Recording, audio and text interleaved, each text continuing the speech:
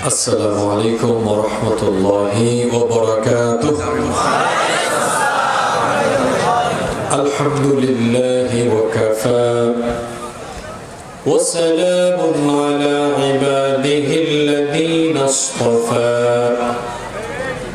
أما بعد فأعوذ بالله من الشيطان الرجيم. بسم الله الرحمن الرحيم.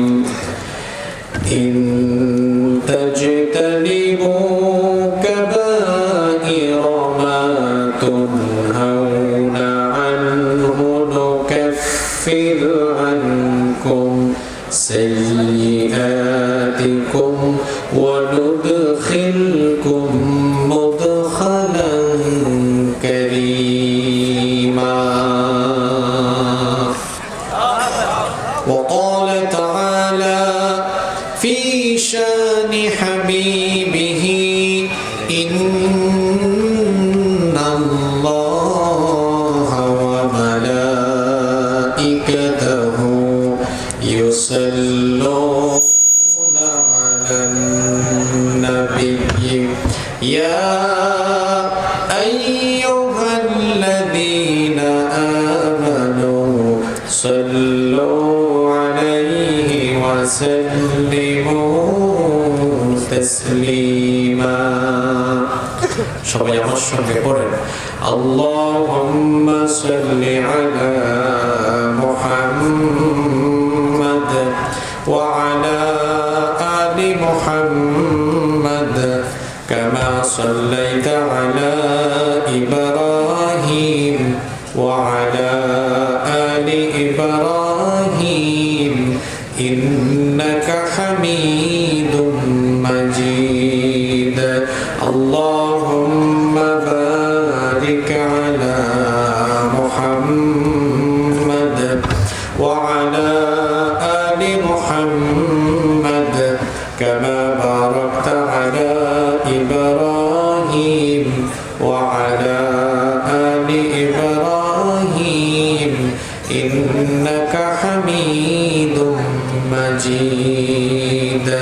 রব্বি জিদনি ইলমা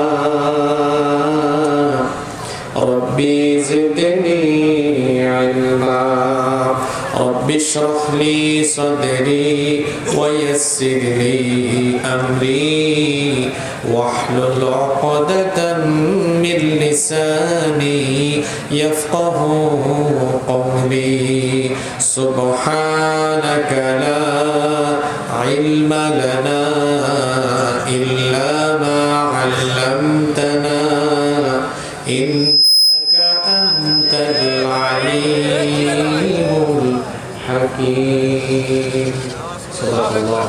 হাতে চুলকায় বসো, চুপ করে বসো, ব্যাক করো। মাইক লাগাইছে, এটা দিয়ে রাখছি উপরে, মানুষ আমি দেখি না। সাউন্ড অপারেটিং জানে না। এই যে এটা যে উপরে রাখলো, মানুষেরও আমাকে দেখতে কষ্ট হচ্ছে, তাদেরকে দেখতে আমারও কষ্ট হচ্ছে। সব ব্যাক করে আজকে পৌঁছে। রাত বাজে 11:05। বক্তব্য উঠেছে আমাকে এখন। কেমন লাগে বলেন তো? আপনারা ভাববেন হুজুর লেট করে আসছে। আমি সোয়া 8টায় আসছি। কয়টার সময় আসছি? সোয়া 8টায়। উঠাইছে কখন? এখানে যারা 8টা-9টা থেকে বসছেন, সামনে যারা বসছেন, আপনারা কয়টায় বসবেন? কয়টায় বসছেন এখানে বলেন তো? হ্যাঁ, ওরে বাপরে বাপ, এতক্ষণ যে পেশাব আটকায় রাখছেন, এটাই তো চ্যালেঞ্জের ব্যাপার। একটু পরে কারো বিড়ির টান মারবে, কারো পানের টান মারবে, একটু পরে বিড়ির টান, পানের টান, পেশাবের টান মারবে। ওই দিক থেকে একজন উঠবে, ওই দিক থেকে আরেকজন উঠবে, ওই দিক থেকে 3জন উঠবে। পিছন থেকে কমিটির একজন এসে বলবে, হুজুর গরম করে দেন, মানুষ তো উঠে যাচ্ছে। ঠিক আছে কিনা? একটা সুন্দর মাহফিল নষ্ট হয়ে যায় দক্ষ ব্যবস্থাপনা, দক্ষ ম্যানেজমেন্টের অভাবে।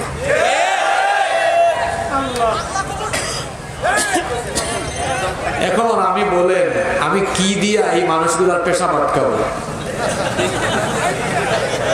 এমনিতেই শীতের দিন শরীর দিয়ে কোনো পানি বেরোয় না, ঘাম বেরোয় না, এরা কি খিচ্চা বসে থাকবে এখানে? আরেক ব্যাককল করছে মাইকম্যান, সব ব্যাককলের মাঝখানে পড়ে গেছি আমি। এই যে মাইকটা দিছে এমন ভাবে, তুমি তোমার স্ট্যান্ডটা কি ঘুরে দিতে পারলা না সেট করে? কিন্তু মানুষ দেখতো, আমিও তাদেরকে দেখতাম। সাউন্ড ঠিক আছে, সাউন্ড ভালো আছে, সাউন্ড ঠিক আছে, আপনারা কথা বলেন, সাউন্ড ঠিক আছে আলহামদুলিল্লাহ। যাই হোক, কথা বলিয়েন না আপনারা, আমাকে একটু শুরু করতে দেন। আপনারা সহযোগিতা করবেন তো? পেশাব যেহেতু আটকাইছেন, কষ্ট করে আরো 1 ঘন্টা আটকান। পানের টান, সিগারেটের টান, বিড়ির টান আসলে ওইটা 1 ঘন্টা আটকান। পারবেন? পারবেন? আমি আজকে একটু আগে ভাগে আসছিলাম, ভাবছিলাম আজকে মন খুলে কথা বলবো। গোবিন্দগঞ্জের ওসি অনেক ডিস্টার্ব করেছে গত 2-3 বছর, মাহফিল করতে দেয় নাই, আরো কিছু গুন্ডা পান্ডা ছিল। তো ভাবলাম নতুন বাংলাদেশে নতুন স্বাধীনতা পেয়েছি আমরা, আজকে মন খুলে কথা হবে। আমি তো আগে ভাগেই আসলাম, আসার পরে আমি তো বন্দী হয়ে গেলাম। জি না, কথাটা কেন বললাম, আপনারা শ্রোতারাও কম না, স্টেজ থেকে একটা মনে করেন হুজুর মনে আরো 2-3টা মাইরা আসছে, নইলে 11টা বাজছে কেন? আমরা বাংলাদেশে হুজুররা এত বিপদে আছি, আমরা আস্তে হাঁটলে পাবলিক মনে করে এই হুজুর আজকে বেশি খেয়েছে, বেশি দ্রুত হাঁটলে বলে বুঝছি হুজুরের আজকে দাওয়াত বেশি আছে। এটাও ঠিক, আগেরটাও ঠিক না, আমরা তো চিপায় পড়ে গেলাম। বললেও অসুবিধা, না বললেও অসুবিধা, খাইলেও অসুবিধা, না খাইলেও অসুবিধা, মাঝখান দিয়ে লোক কিছুই জানে না কোন দিকে কি হয়ে গেল। যাই হোক, আল্লাহ আমাদের সবাইকে মাফ করে দেন, আল্লাহ সবাইকে কবুল করে নেন। বাংলাদেশের ঐতিহ্যবাহী গাইবান্ধা জেলার, গাই কি বান্ধা রাখছেন আর ছাড়বেন না, গাইবান্ধা জেলার গোবিন্দগঞ্জ উপজেলায় অবস্থিত বাগদা আল কোরআন হাফিজিয়া এতিমখানা মাদ্রাসার উদ্যোগে আয়োজিত আজকের এই ঐতিহাসিক তাফসীরুল কোরআন মাহফিলে মুহতারাম শ্রদ্ধাভাজন সভাপতি, বিশিষ্ট আলেম দ্বীন, কাঁঠালবাড়ি মুস্তাফিয়া কামিল মাদ্রাসার হুজুর কি প্রিন্সিপাল না, সম্মানিত প্রিন্সিপাল, অসংখ্য আলেমের উস্তাজ, আমাদের শ্রদ্ধাভাজন জনাব মাওলানা মুহাম্মদ আব্দুল ওয়াহাব, আতালাল্লাহু উমরাহু ওয়া বারাকাল্লাহু ফি হায়াতিহি, আমরা সবাই বলি আমিন।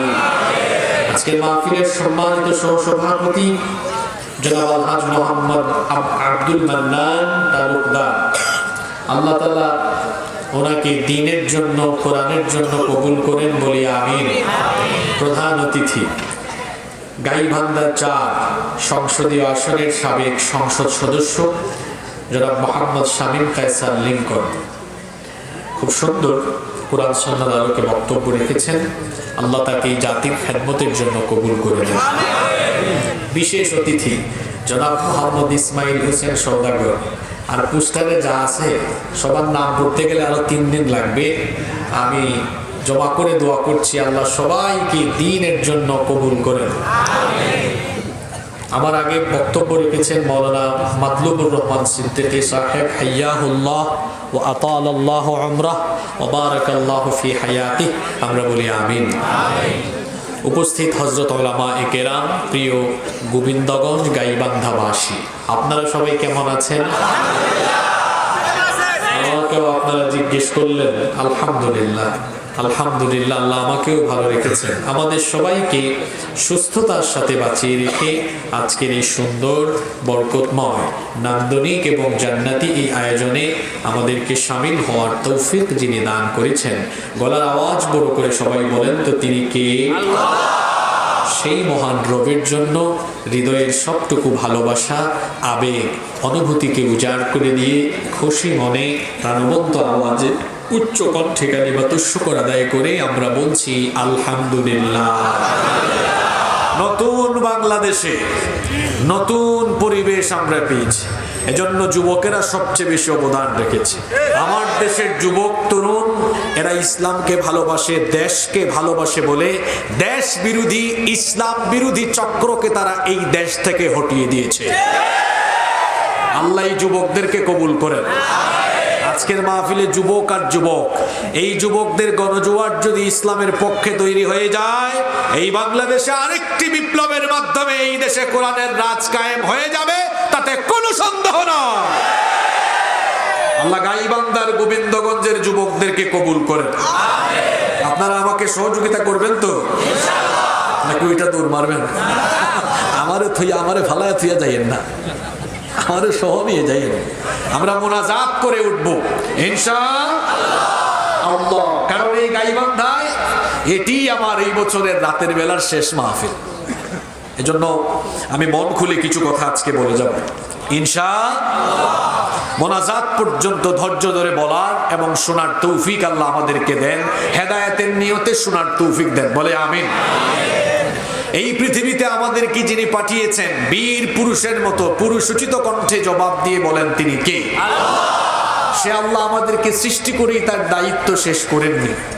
আমরা এই দুনিয়াতে কিভাবে চলবো, কি বলবো, কি বলবো না, কি খাবো, কি খাবো না, কোথায় যাব, কোথায় যাব না, কোনটা করব, কোনটা করব না, আল্লাহ একটা সীমারেখা নির্ধারণ করে দিয়েছেন। হালাল এবং হারামের একটা সীমারেখা আমাদেরকে নির্ধারণ করে দিয়েছেন কে? আল্লাহ দেওয়া এই সীমারেখা যারা লঙ্ঘন করে, এদের পরিচয় হলো এরা সীমা লঙ্ঘনকারী, এরা পাপী, এরা গুনাহগার, এরা গুনাহ করে। আর মানুষ যত গুনাহ করে, এই গুনাহগুলো দুই ভাগে বিভক্ত। কথা বুঝে থাকলে বলেন, মানুষ যে গুনাহগুলো করে এই গুনাহ কয় ভাগে বিভক্ত? একটা হচ্ছে কাবাইর, কবিরা গুনাহ বা বড় গুনাহ, আরেকটা হচ্ছে সগাইর, আপনারা সগীরা বলেন আর কি, সগাইর বা সগীরা গুনাহ। তাহলে গুনাহ দুই প্রকার, কবিরা, সগীরা। কবিরা, কবিরা গুনাহ কি? কবিরা গুনাহ হচ্ছে এমন গুনাহ যে গুনাহ শাস্তি হলো জাহান্নাম, যে গুনার শাস্তি হলো জাহান্নাম। এবং কবিরা গুনাহ এমন গুনাহ যেই গুনার শাস্তি জাহান্নাম তো আছে, আবার দুনিয়াতেও এই কবিরা গুনাহের দণ্ডবিধি আছে। যেমন চুরি প্রমাণিত হলে ইসলামের বিধান হলো তার ডান হাত কেটে দাও। মদ্যপান করেছে 80টি ব্যাট লাগাও। তারপরে জেনা করেছে, বেবিচার করেছে, অবিবাহিত হলে তাকে 100 বেত্রাঘাত করো, 1 বছরের জন্য দেশান্তরীণ করো, নির্বাসনে পাঠাও। আর বিবাহিত হলে অবস্থা খারাপ, পাথর নিক্ষেপ করে তাকে হত্যা করো। অনেকে ভাবতে পারেন হুজুর এ তো দেখি বড় বর্বর আইন, নাউজুবিল্লাহ মিন যালিক। আমার দেশের কিছু সুশীল বা চুচিল যেটা আপনারা বলেন, এরা ইসলামের আইনকে বর্বর আইন বলে, আর তাদের বানানো আইনকে তারা খুব সভ্য আইন মনে করে। অথচ তাদের বানানো আইন দিয়ে তারা দিন দিন চোর ডাকাত কমাতে পারছে না, বরং চুরি আর ডাকাতি দিন যত যাচ্ছে তত বেড়েই চলেছে। আল্লাহ যে আইন দিয়েছেন, এই আইন দিয়ে চুরি ডাকাতি, ফৌজদারি, দেওয়ানি সমস্ত বিধিবিধানের দণ্ডবিধি যদি কার্যকর করা হয়, তাহলে সমাজ থেকে, দেশ থেকে সকল অন্যায় অপকর্ম বন্ধ হয়ে যাবে। তাহলে কবিরা গুনাহ, এটার শাস্তি জাহান্নাম। আবার এই কবিরা গুনাহ হলো এমন গুনাহ যেটার শাস্তি দুনিয়ায়ও আছে। আবার কবিরা গুনাহ এমন গুনাহ যে গুনাহে লিপ্ত হলে আল্লাহ তার উপরে খুব রাগ করেন। কবিরা গুনাহ হলো এমন গুনাহ যেই গুনাহে লিপ্ত হলে আল্লাহ, নবী, ফেরেশতা ওই ব্যক্তির উপরে লানত দেন। কবিরা গুনাহ এমন গুনাহ যে গুনাহে লিপ্ত হলে মানুষ ঈমানের গণ্ডি থেকে বের হয়ে যায়। তাহলে বোঝা গেল কবিরা গুনাহ অত্যন্ত মারাত্মক গুনাহ, যেই গুনাহের শাস্তি কেউ যদি কবিরা গুনাহে লিপ্ত হয়ে তওবা না করে মরে, তার জন্য আরেক প্রকার গুনাহ আছে সগীরা, ওইটাও গুনাহ, দুইটাই গুনাহ। গুনাহ তো গুনাহই, কিন্তু সগীরা গুনাহটা হলো এমন, সগীরা গুনাহে লিপ্ত হলে ওই ব্যক্তি মাপ পাবে। কিরকম? সগীরা গুনাহে লিপ্ত ব্যক্তি সে যদি কবিরা গুনাহ থেকে বেঁচে থাকতে পারে, তাহলে নেক আমলের মাধ্যমে আল্লাহ তার সগীরা গুনাহ মাফ করে দিবে। আর আস্তে বলেন সুবহানাল্লাহ। থেকে আমার বানানো কথা। কোরআনে কারীমের 4 নম্বর সূরা সূরাতুন নিসা এর 31 নম্বর আয়াতে রব্বুল আলামিন বলছেন, ইন তাজতানিবু কাবাইরা মা তুনহাউনা আনহু নুকাফির আনকুম সাইয়্যাতিকুম ওয়া নুদখিলকুম মুদখালান কারীমা। যদি তোমরা কবিরা গুনাহ থেকে নিজেদেরকে সেফ রাখো, বিরত রাখো, তাহলে আল্লাহ তাআলা তোমাদেরকে তোমাদের যে সগীরা গুনাহগুলো আছে এই সগীরা গুনাহগুলোকে তিনি মাফ করে দিবেন এবং তোমাদেরকে সম্মানজনক জায়গা অর্থাৎ জান্নাতের মেহমান বানিয়ে দিবেন। তাহলে বোঝা গেল কবিরা গুনাহ থেকে বেঁচে থাকলে, সগীরা গুনাহ যদি কেউ ভুলবশত করেও ফেলে তাকে মাফ করে দেন কে? তবে সগীরা গুনাহ মাফ হওয়ার শর্ত হলো, এটা এমনি এমনি মাফ হয় না। সগীরা গুনাহ মাফ হয় নেক আমল দিয়ে। কি দিয়ে? মাথায় ঢোকে না। আসেন কয়েকটা উদাহরণ দিই।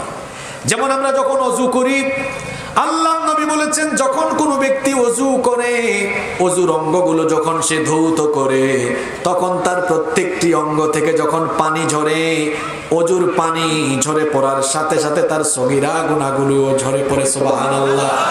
বান্দা যখন কুলি করে মুখের সগীরা গুনাহ মাফ হয়ে যায়। বান্দা যখন মুখমণ্ডল ধৌত করে মুখের গুনাহ, চোখের গুনাহ মাফ হয়ে যায়। হাত যখন ধৌত করে হাতের সগীরা গুনাহগুলো মাফ হয়ে যায়। পা যখন ধৌত করে পা দ্বারা সংগঠিত সগীরা গুনাহ মাফ হয়ে যায়। শুধু তাই নয়, আপনি যদি কবিরা গুনাহ থেকে বেঁচে থাকেন, তাহলে নেক আমলের মাধ্যমে সগীরা গুনাহ কেমনে মাফ হয় শুনেন। আল্লাহ নবী বলেছেন, আস-সালাওয়াতুল খামসু ওয়াল জুমআতু ইলাল জুমআতি কাফফারাতুল লিমা বাইনাহুন্না মা লাম তুকশিল কাবাইর। আল্লাহ নবী বলেছেন, যে ব্যক্তি প্রত্যেক দিন 5 ওয়াক্ত নামাজ যথাযথ আদায় করবে, এই রকম করে যদি এক জুমা থেকে নিয়ে পরবর্তী জুমা পর্যন্ত পুরো সপ্তাহ সে যদি সকল ফরজ নামাজগুলো সুন্দরভাবে আদায় করে, তাহলে এই পরবর্তী জুমা পর্যন্ত যত সগীরা গুনাহ করেছে আল্লাহ নেক আমলের কারণে তার মাঝখানে সংগঠিত সকল সগীরা গুনাহগুলো মাফ করে দিবে। এই রকম আরো অনেক ইবাদত আছে, যেমন আশুরার রোজা, এইরকম আশুরার রোজা আছে। তারপরে ওই যে আরাফা দিবসের রোজা আছে। এগুলোর কারণে সগীরা গুনাহ মাফ করে দেন কে?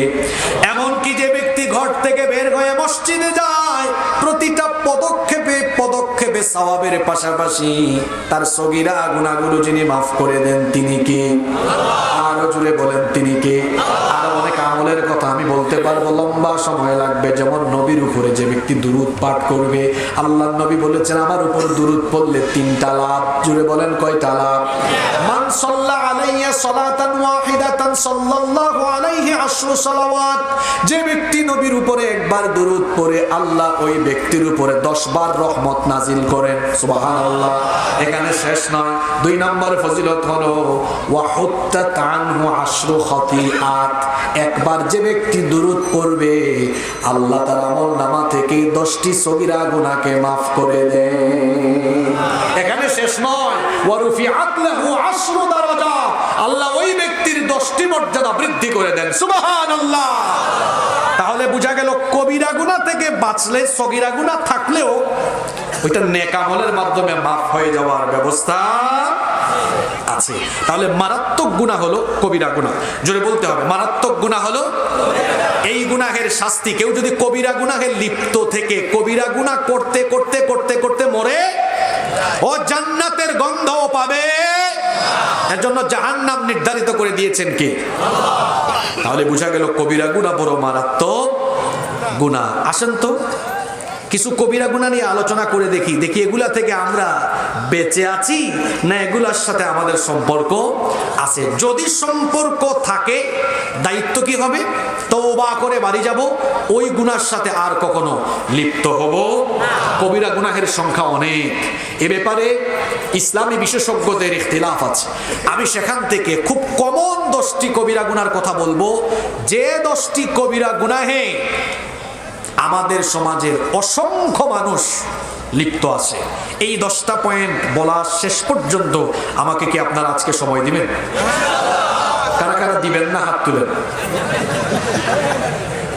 মাশাআল্লাহ, আল্লাহ কবুল করেন। যাদের কাছে মোবাইল আছে নোট করে রেখে দিবেন। নাম্বার 1 শুরু হচ্ছে, কিন্তু শুরু হচ্ছে। 1 নাম্বার, আউয়ালান, কবিরা গুনাহের মধ্যে সবচেয়ে বড় গুনাহ হলো আকবারুল কাবাইরি আশিরকু বিল্লাহ। কবিরা গুনার মধ্যে সবচাইতে বড় গুনাহ হলো, সবাই জুড়ে বলেন, আবার বলেন, সবাই বলেন, হোয়াট ইজ শিরক? শিরক কি?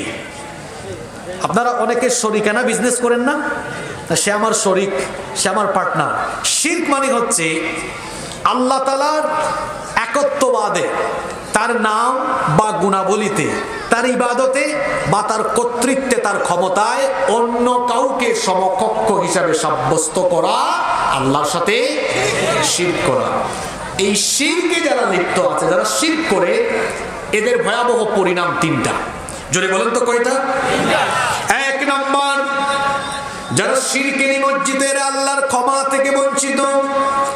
কোরআনুল কারীমের 4 নাম্বার সূরা সূরাতুন নিসা এর 48 নম্বর আয়াতে রব্বুল আলামিন বলছেন, ইন্নাল্লাহা লা ইয়াগফিরু আন ইউশরাকা বিহি ওয়া ইয়াগফিরু মা দুনা যালিকা লিমান ইয়াশা ওয়া মান ইউশরিক বিল্লাহি ফাকাদ ইফতারা ইসমান আযীমা। রব্বুল আলামিন বলছেন, নিশ্চয়ই আল্লাহ শিরকের গুনাহ ছাড়া অন্য যে কোনো গুনাহ মাফ করে দেন, ক্ষমা করে দেন। যে ব্যক্তি আল্লাহর সাথে শিরক করে সে আল্লাহর ক্ষমা থেকে বঞ্চিত হয়। তাহলে শিরকের 1 নাম্বার পরিণতি হলো ওই ব্যক্তি আল্লাহর ক্ষমা থেকে বঞ্চিত হয়ে যায়। 2 নাম্বার, যে ব্যক্তি শিরক করে সেই ব্যক্তির দুনিয়াতে করা সকল নেক আমল, ভালো আমলগুলোকে বরবাদ করে দেওয়া হয়। রব্বুল আলামিন কোরআনে কারীমের 39 নম্বর সূরা সূরাতুজ জুমারের 65 নম্বর আয়াতে বলছেন, ওয়ালাকাদ উহিয়া ইলাইকা ওয়া ইলাল্লাযীনা মিন ক্বাবলিকা লাইন আশরাকতা লায়াহবাতান্না আমালুকা ওয়া লাতাকুনান্না মিনাল খাসিরিন। আল্লাহ তাআলা বলছেন, ও আমার হাবিব, আমি আপনার উপরে এবং আপনার পূর্ববর্তী নবী রাসূলদের উপরে আমি একই রকমের ওহী নাযিল করেছি। সবাইকে আমি বলেছি, যারা শিরকের সাথে নিমজ্জিত হবে তাদের সকল আমলগুলোকে যিনি বরবাদ করে দিবেন। গলার আওয়াজ বড় করে সবাই বলেন, তিনি কি? তাহলে শিরকের 2 নাম্বার ক্ষতিকর দিক হলো, যারা শিরকে নিমজ্জিত এদের সকল নেক আমল বাতিল হয়ে যায়। 3 নাম্বার, যারা শিরকে লিপ্ত হবে এদের জন্য জাহান্নামকে অবধারিত যিনি করে দিবেন, তিনি কি? কোরআন কারীমের 5 নাম্বার সূরা সূরাতুল মাইদা এর 72 নম্বর আয়াতে রব্বুল আলামিন বলছেন, ইন্নাহু মান ইউশরিক বিল্লাহি ফাকাদ হারামাল্লাহু আলাইহিল জান্নাতা ওয়া মা'ওয়াহুন নার ওয়া মা লিয-যালিমিনা মিন আনসার। আল্লাহ তাআলা বলছেন, নিশ্চয়ই যে ব্যক্তি আল্লাহর সাথে শিরক করে আল্লাহ ওই ব্যক্তির জন্য জান্নাত হারাম করে দিয়েছেন, আর সেই ব্যক্তির জন্য জাহান্নামকে যিনি ওয়াজিব করে দিয়েছেন তিনি কে? এখান থেকে আমরা জানতে পারলাম শিরকের সাথে নিমজ্জিত হয়ে যারা তিনটি ক্ষতির সম্মুখীন হয় তারা, 1 নাম্বার তারা আল্লাহর ক্ষমা বঞ্চিত, 2 নাম্বার এদের সকল আমল বরবাদ হয়ে যায়, 3 নাম্বার এরা জান্নাতের গন্ধ পাবে না, এদের জন্য জাহান্নাম ওয়াজিব করে দিয়েছেন কে? শিরক। এটা হলো 2 প্রকার। একটা হলো বড় শিরক, আরেকটা হলো ছোট শিরক। শিরক হলো 2 প্রকার, শিরকে আকবার, শিরকে আসগর। আমাদের সমাজে প্রচলিত অনেক শিরক আছে, অনেক লোক না বুঝে না জেনে শিরকে নিমজ্জিত হয়ে যাচ্ছে। আল্লাহ ছাড়া অন্য কারো গায়েবী ক্ষমতা আছে, এটা যারা বলবে বা বিশ্বাস করবে ওই ব্যক্তি মুশরিক হয়ে যাবে। গণকের কাছে যারা যাবে, জ্যোতিষীর কাছে যারা যাবে, যে ব্যক্তি জ্যোতিষীকে বিশ্বাস করবে তার আমল বরবাদ হয়ে যাবে, মুশরিক হয়ে যাবে। আল্লাহর নবী বলেছেন যে ব্যক্তি গণকের কাছে যায় 40 দিন পর্যন্ত তার নামাজ কবুল হয় না। আবার অনেকে আছে জাদু টুনা বান মারা এগুলো করে, যারা জাদু টুনা বান মারা এগুলোর সাথে সম্পৃক্ত, এরা শয়তানি কাজ করে, এরাও শিরক করে। শুধু তাই নয়, কত ধরনের শিরক আমাদের সমাজে চলছে দেখেন। আল্লাহ যেটা দিতে পারেন অন্য কেউ সেটা দিতে পারে, এমনটা মনে করা, বিশ্বাস করা হলো আল্লাহর সাথে শিরক করা। শিরকের ব্যাপারে আলোচনা করতে গেলে লম্বা আলোচনা লাগবে। রাষ্ট্রীয় পর্যায়েও শিরক হয়। কিভাবে রাষ্ট্রীয় পর্যায়ে শিরক হয় দেখেন। জনগণ সকল ক্ষমতার মালিক, জনগণ সকল ক্ষমতার উৎস, এটা হলো আল্লাহর সার্বভৌমত্বের সাথে শিরক করা। জনগণ ক্ষমতার মালিক নয়, সকল ক্ষমতার মালিক কে? সেই আল্লাহ যাকে ইচ্ছা ক্ষমতায় বসান, যারা গাদ্দারি করে ক্ষমতা থেকে নামায়া, আবার আল্লাহ চাইলে জুতার বাড়িও খাওয়ান। সব ক্ষমতার মালিক কে? জনগণ ক্ষমতার উৎস। এই কথা আসলে একটা কুফরি কথা, এবং এটা হলো জনগণকে পাম দেওয়া। জনগণকে কি দেওয়া? আচ্ছা, আপনারা যদি সকল ক্ষমতার মালিক হন, আপনার জন্য পেট ব্যথা, মাথা ব্যথা, করোনা ভাইরাস ইত্যাদি ইত্যাদি না হয়, আপনি কি এগুলোকে নিয়ন্ত্রণে আনতে পারবেন? আপনার তো 3.5 হাত শরীরের উপরে আপনার নিয়ন্ত্রণ নেই, আপনি কিভাবে সকল ক্ষমতার মালিক হবেন? আপনার নিজের শরীরের উপরেই তো আপনার কোনো ক্ষমতা নাই, ঠিক কি না? বলে তারা সকল ক্ষমতার মালিক জনগণ, তারপরে আবার তারাই আবার ক্ষমতার জন্য জনগণের বুকের উপরে গুলি চালায়। তারপরে কিভাবে রাষ্ট্রীয়ভাবে আরো আল্লাহর সাথে শিরক হচ্ছে। আল্লাহ যেটা হালাল করেছেন রাষ্ট্র সেটা হারাম করেছে, আল্লাহ যেটা হারাম করেছেন রাষ্ট্র সেটা হালাল করেছে। কিছু উদাহরণ দেই, মনোযোগ আছে তো আপনাদের? 18 বছরের আগে যদি এখানে, এলাকার নাম কি? বাগদা। 18 বছরের আগে, 17 বছরে কেউ যদি এলাকায় বিয়ে করে বসে, আল্লাহর আইনে এটা হালাল না হারাম? কথা বলছেন না কেন? আপনাদের দেশের আইনে হ্যাঁ, যে বিয়ে পড়াবে, যে ঘটকালি করবে, বর কনে সবাইরে কিন্তু জেলখানায় ঢুকে দেওয়া হবে। আমাদের দেশে এটার নাম দেওয়া হয়েছে কি বিবাহ? আর কোরআনে এটার নাম হলো বালেগ বিবাহ।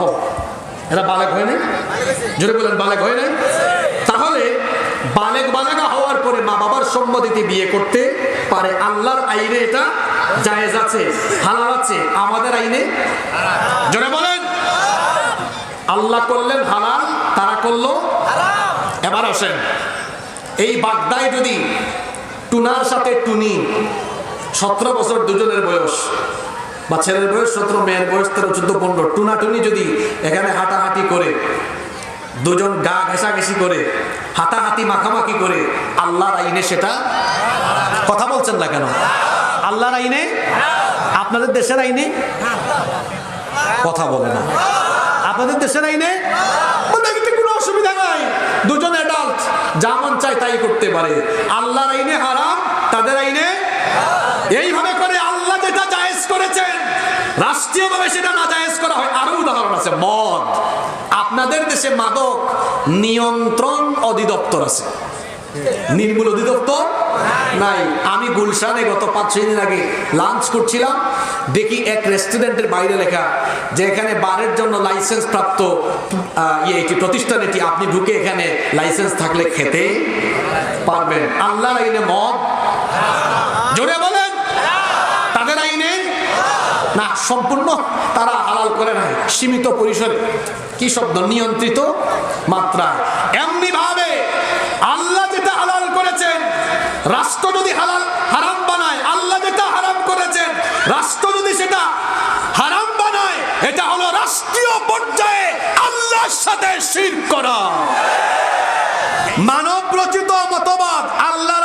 বিপরীতে প্রতিষ্ঠা করা, এটাও আল্লাহর সাথে শিরক করা। কারণ আল্লাহ বলেছেন আলা লাহুল খালকু ওয়াল আমর, সৃষ্টি যা, আইন চলবে।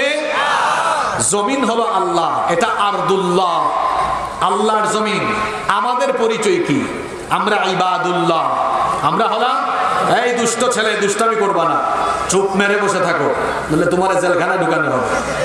কমিটির জেল আছে এখানে একটা, ফাজিল ছেলে।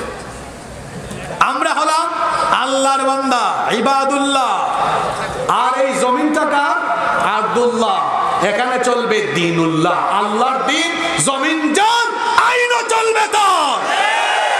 এই যে বাংলাদেশ, জুলাই আগস্টের পরে আমরা নতুন বাংলাদেশের স্লোগান দিচ্ছি, উই ওয়ান্ট জাস্টিস।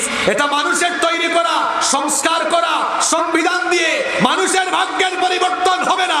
মানুষের ভাগ্যের পরিবর্তন যদি আমরা পেতে চাই, তাহলে এই দেশে আল কোরআনের শাসন বাস্তবায়নের কোনো বিকল্প নয়। কোরআনের শাসন বাস্তবায়নে, কোরআনের রাজ কায়েমে কাজ করতে, ঐক্যবদ্ধভাবে এই আন্দোলনে কাজ করতে কারা কারা রাজি আছেন? দুহাত তুলে আল্লাহরে দেখা।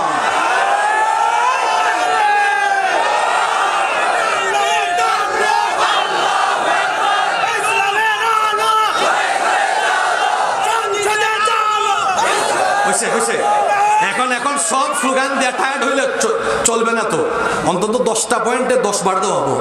তো একটাতেই যদি সব চার্জ চলে যায়, বাকিগুলা কেমনে দিবে? কিছু চার্জ থাকার দরকার আছে না? আপনারা থাকবেন তো না? আমার ফলায় চলে যাবে? আছেন তো? আছেন তো? তাইলে 1 নাম্বার কবিরা গুনাহ, সবচাইতে বড় গুনার নাম আল্লাহর সাথে, আল্লাহর সাথে। মহিলারা আছেন মাহফিলে? হ্যাঁ, মহিলারা কিন্তু জাদু টুনা, বান মারা, গণকের কাছে যাওয়া, জ্যোতিষীর কাছে যাওয়া, এগুলো করে খবরদার, খবরদার, কোনোভাবেই আল্লাহর সাথে শরীক করা যাবে। এরপরে 2 নাম্বার কবিরা গুনাহ, পিতা মাতার সাথে নাফরমানি করা, মা বাবার সাথে বেয়াদবি করা। এই কবিরা গুনাহে অনেক ছেলেরা লিপ্ত আছে, আছে না নাই? আল্লাহর ইবাদতের পরে, আল্লাহর আনুগত্যের পরে মানুষের জন্য পিতা মাতার আনুগত্য করা ফরজ।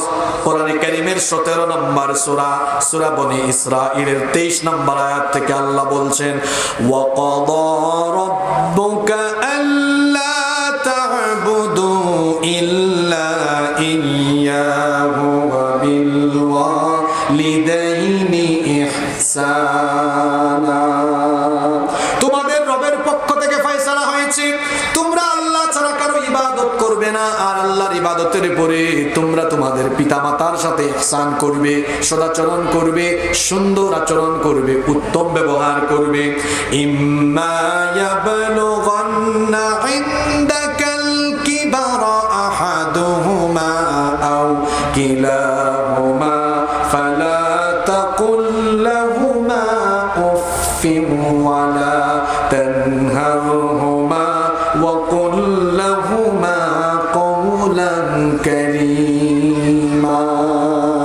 তোমাদের মা বাবা 2 জন অথবা তাদের কোনো একজন যদি বার্ধক্য বয়সে চলে যায়, বুড়া হয়ে গেলে অনেক কথাই তোমাকে বলতে পারে, কিন্তু তুমি কখনো বিরক্ত হয়ে ফালা তাকুল লাহুমা উফ, উফ, উফ শব্দ পর্যন্ত বিরক্ত হয়ে বলো না।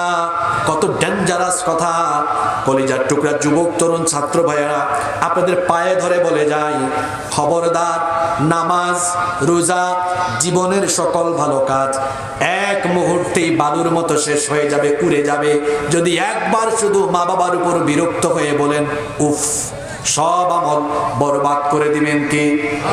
আরো জোরে বলেন কে? খবরদার, সাবধান, সতর্ক হন।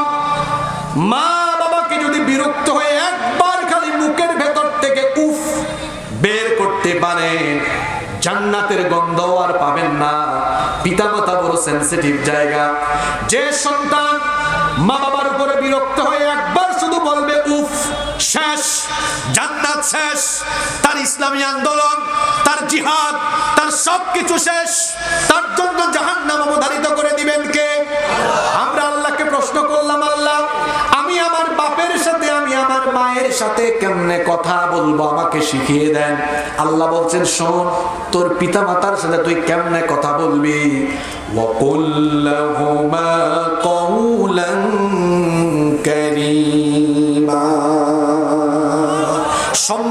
ভাষায়, ভদ্র ভাষায়, বিনয়ের ভাষায় মা বাবার সাথে কথা বলতে হবে। হুকুমটা কার? সলিমউদ্দিন বিয়ে করেছে, বউ বলেছে ওগো শুনছো, তোমার মা তো আমাকে এটা বলেছে, বাপ তো এটা বলেছে। তারপরে বিরক্ত হয়ে তার মা বাবার সাথে ধমক দেখায়, রাগ করে কথা বলে, ধমক দেয়, জিরকি দেয়। অথচ আল্লাহ কোরআনে বলছেন ওয়ালা তানহারহুমা, পিতা মাতার সাথে চোখ রাঙিয়ে কথা বলে ধমক দিও না। একটা ধমক মারবেন জাহান্নামে ঢুকায় দিবেন কি? আস্তে বলবেন না, জোরে বলেন কি? একটা ধমক দিবেন তো জান্নাত শেষ। অনেকে হয়তো মনে মনে এখন ভাবছে হুজুর আমি তো অপরাধী হয়ে গেলাম, আমার মাকে ধমক দিয়েছি, বাবাকে ধমক দিয়ে ফেলেছি। মা বাবার অন্তরে অনেক দয়া, আজকে বাড়িতে গিয়া পা ধরে কাঁদেন, বলেন আব্বা আম্মা আমাকে মাফ করে নেন, ভুল করে ফেলেছি। একবার পা ধরে দেখেন, বাবা মা আপনাকে মাফ করে দিবে। যার পিতা মাতা নাই কবরের কাছে যান, গিয়ে একটু দোয়া করেন, রব্বির হামহুমা কামা রব্বায়ানি সগীরা। আল্লাহ আমার পিতা মাতা আমাকে কত মায়া মমতা স্নেহ দিয়ে ভালোবাসা দিয়ে লালন পালন করলো, আজ আমার বাপ নাই মা নাই। ছোট্টবেলা কত মায়া মমতা দিয়ে আমার বাপ মা আমাকে লালন করলো। তোমার কাছে দোয়া করছি আজ আমার পিতা মাতাকেও তুমি তোমার রহমতের কুলে লালন পালন করো। শুধুমাত্র এক জায়গায় মা বাবার কথা শোনা যাবে না। কয় জায়গায়? আপনারা তো টায়ার্ড হয়ে গেলেন। কয় জায়গায়?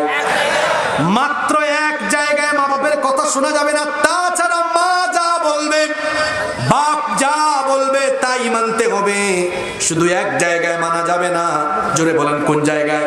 কয় জায়গায়? আরো জোরে বলেন কয় জায়গায়? আর কোন জায়গায় আল্লাহ সেটাও বলে দিলেন, ওয়া ইন জাহাদাকা আলা আন তুশরিকা বিমা লাইসা লাকা বিহি ইলমুন ফালা তুতি'হুমা। তোমার মা বাবা যদি তোমাকে আল্লাহর সাথে নাফরমানি করতে, শিরক করতে, আল্লাহর আইন মানতে বাধা দেয়, ওই একটা জায়গায় শুধু মানা যাবে না। তবে আইন মা বাবার কথা না মানলো আল্লাহ আবার সতর্ক করে দিলেন, মা বাবা যদি আল্লাহর বিরুদ্ধে দাঁড়াতেও কথা বলে শুধুমাত্র ওইটা মানবা না, তবে বেয়াদবি করতে পারবা। কি করতে হবে? যদি তোমার মা বাপ কাফির হয়, মা বাপ যদি জালিম হয়, মা বাপ যদি কাফির হয়, আল্লাহ বলছেন ওয়া সাহিবহুমা ফিদ দুনিয়া মারুফা। মা বাবা যদি কাফির হয়, জালিম হয়, বেঈমান হয়, খারাপ হয়, তাও দুনিয়ায় তাদের সাথে ভালো আচরণ করবে। আল্লাহু আকবার। কি যুবক ভাইরা কি বুঝলেন? মাঝে মাঝে অভিযোগ করে আমাদের কাছে এসে, হুজুর আমার মা এটা করে, বাপ এটা করে। এক সাহাবী রাসূলের কাছে এসেছেন, আবু হুরায়রা রাদিয়াল্লাহু আনহু, সবচাইতে বেশি হাদিস যিনি বর্ণনা করেছেন। একদিন কেঁদে কেঁদে এসেছে, শুনতেছেন আপনারা? রাসূল বললেন তুমি কাঁদো কেন? বললেন আমার মা আমাকে মেরেছে, গালি দিয়েছে। কেন? আমি আপনার কাছে ইসলাম কবুল করেছি। তাহলে মা যে বকা দেয়, মা বকা দিচ্ছে, এটা কি আল্লাহর পথে না আল্লাহর বিরুদ্ধে? কি জোরে বলেন না কেন? রাসূল বলছেন আবু হুরায়রা আমার কাছে আসো, তোমার মা গালি দেয়, বকা দেয়, এজন্য তোমার মায়ের কোনো বিচার করা যাবে না। তোমার মা গালি দিয়েছে, আমি কি করব? কোনো অসুবিধা নাই, তোমার মা গালি দিল, তোমার মায়ের খেদমত করো। সুবহানাল্লাহ। নতুন বিয়ে করেছে, কয় হুজুর আমার মা, আমার বাপ, আমার বউ আমার সাথে এটা করে ওইটা করে। আরে যা মন চায় তাই করুক, তোমার মায়ের পায়ের কাছে পড়ে থাকো, তোমার মার চিকিৎসা করো, বাপের খেদমত করো, মায়ের খেদমত করো। বউ এসেছে কালকে, মা বাপ তোমাকে জন্ম দিয়েছে, ঠিক কি না? মা বাবার কথা যে শুনবে না, এ দুনিয়া শেষ। ভিক্ষুকের মতো মরবে, ও কুকুরের মতো রাস্তাঘাটে ছটফট করবে, ওর দুনিয়া তছনছ হয়ে যাবে। কত পয়সাওয়ালা লোককে দেখেছি পিতা মাতার সাথে বেয়াদবির কারণে কয়েক বছর পরে রাস্তার ফকির হয়েছে। আর পিতা মাতার খেদমত করেছে, আল্লাহ তাকে দুনিয়ায় অনেক সম্মানের জায়গায় নিয়েছেন, রিজিক দিয়েছেন, সম্মান দিয়েছেন, আর তার মায়ের পায়ের তলায় তলা জান্নাত রেখেই দিয়েছেন। সুবহানাল্লাহ। তাহলে আল্লাহর সাথে শিরকের পরে কবিরা গুনাহ আরেকটা পাইলাম, পিতা মাতার সাথে কি করা। ও আমার যুবক ভাইয়েরা, যাদের মা বাবা আছে, সুযোগ চলে যাচ্ছে, আজকে বাড়িতে গিয়া পা ধরে কান্নাকাটি করো, পা ধরে কান্নাকাটি করো। যদি কারো মা বাবার সাথে বেয়াদবি হয়ে যায়, আজকেই মাফ চাও, আজকেই মাফ চাও। যুবকদেরকে উৎসাহিত করার জন্য আমি বলি, আমি তো বেশি বাড়ি যেতে পারি না, আমি যখনই আমার মায়ের কাছে যাই মাথা বাড়িয়ে দিই, আমাকে দোয়া করে দেন। যতবার কাছে যাই ততবার পা ধরি আর বলি, আম্মা আপনার পা ধরলাম, আম্মা আপনার পা ধরলাম। জানি না মনের অজান্তে যদি আপনাকে নাখুশ করে ফেলি, পাটা ধরলাম, বলেন মাফ করছেন, বলেন মাফ করছেন। মা বলে, আরে কি বলো, কোনো অপরাধী তো করো নাই। আমি বললাম তাও পা ধরলাম, যদি কোনো ধরনের নাখুশি আসে আমাকে মাফ করে দেন। সুবহানাল্লাহ। মা বাবার দোয়া ছাড়া কেউ বড় হতে পারে? মায়ের খেদমত করেন। বাজারে এসেছেন, জিজ্ঞেস করেন, আম্মা আপনি কি খাবেন, আব্বু আপনি কি খাবেন? না কিচ্ছু খাবো না। না আপনি বলেন কি খাবেন। এখন শীতের দিন বাজারে কমলা আসছে না, মা বাপ বলে না আমার ছেলের ইনকাম কম, আনলে পয়সা কমে যাবে। না বলুক, বাজার থেকে আসার সময় কমলাটা লুকাই আনবেন, এক ব্যাগ কমলা এনে রাতের বেলা ঢুকি আপনি আপনার বাবা মায়ের পাশে বসবেন, বসে কমলাটা ছিলে বলবেন, আব্বু হা করেন, আম্মু হা করেন, খাওয়ায় দেন। একটা মুচকি হাসি মারবে, আল্লাহর আরশ আপনার উপর খুশি হয়ে যাবে। আপনার সামান্য জ্বর হয়েছে, আপনার মা বাপ ছোটবেলা আপনার জ্বর হলে ঘুমায় না, আপনার বাপ আপনার মা অসুস্থ, আরে আপনি যদি শরীরের চামড়া খুলে চামড়া বিক্রি করে মা বাপের চিকিৎসা করেন, তাও তো মা বাপের হক আদায় করতে পারবে। পিতামাতার খেদমত করেন, পিতামাতার খেদমত করেন। পিতামাতা হচ্ছেন আপনার জন্য পীর, আপনার ওলি, আপনার জন্য সবচেয়ে বড় ওলিয়া উলিয়া আপনার বাবা। মা বাবার খেদমত করেন। ছাত্র ভাইদেরকে, যুবক ভাইদেরকে বলবো, উফ ফালা তাকুল্লাহুমা উফ। অনেকে বলে না, বাপ বলছে বাবা যাও তো এটা করো, উফ খালি আমাকে বলো কেন? এই যে উফ বলছে, খবর আছে, আল্লাহ নিষেধ করেছেন উফ শব্দ বলা যাবে। আর পিতামাতার সাথে চোখ রাঙিয়ে, চোখ মোটা করে তর্ক করা যাবে না। যদি কেউ দুনিয়াতে রাস্তার ফকির হতে চায়, কেউ যদি প্রতিবন্ধী হতে চায়, কেউ যদি দুনিয়াতে ভিক্ষুকের মতো, কুকুরের মতো রাস্তাঘাটে মরতে চায়, সেজন্য তার মা বাপের সাথে বেয়াদবি করে। আর কেউ যদি দুনিয়াতে সম্মান চায়, রিজিক চায়, ইজ্জত চায়, সেজন্য তার মা বাপের পায়ের কাছে পড়ে থাকে। পিতামাতার সাথে কোনো বেয়াদবি করা যাবে।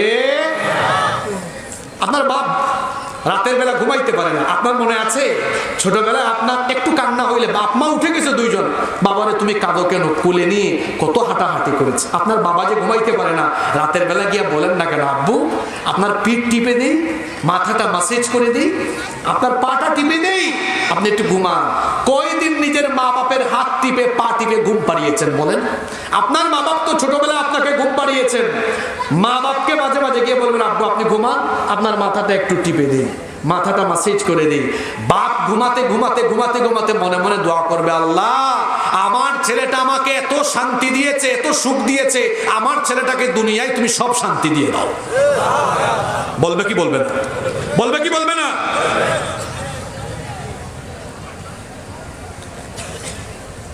সেদিন একজন এক গল্প শোনালেন, গল্পটা বলবো।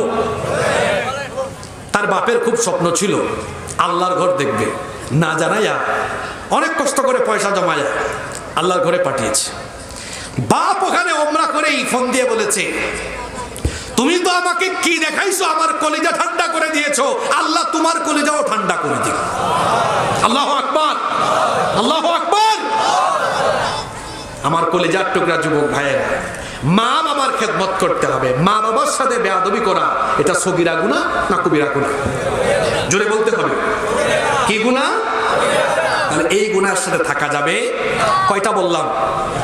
কয়টা বললাম? আপনারা কি কষ্ট পাচ্ছেন?